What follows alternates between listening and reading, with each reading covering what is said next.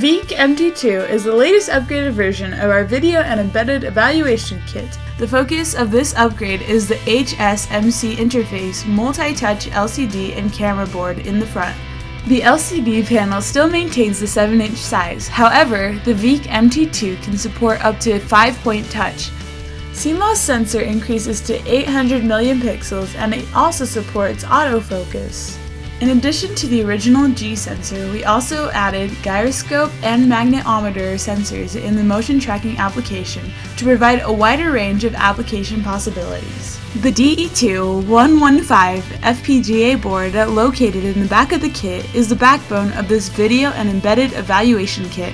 In addition to its 115K logic elements Cyclone FPGA, it also provides communication, multimedia, and memory storing. VEEK-MT2 retains a straightforward operating application selector, just like the previous version.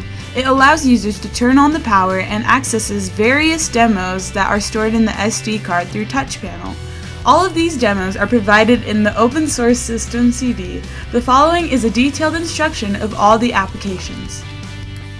Painter. Users can touch the LCD screen with their fingers to draw patterns. It can use up to 5 fingers to draw.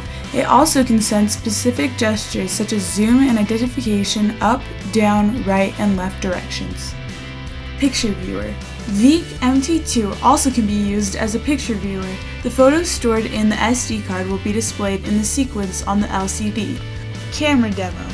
The demo will instantly display the captured images from the CMOS sensor on the LCD screen.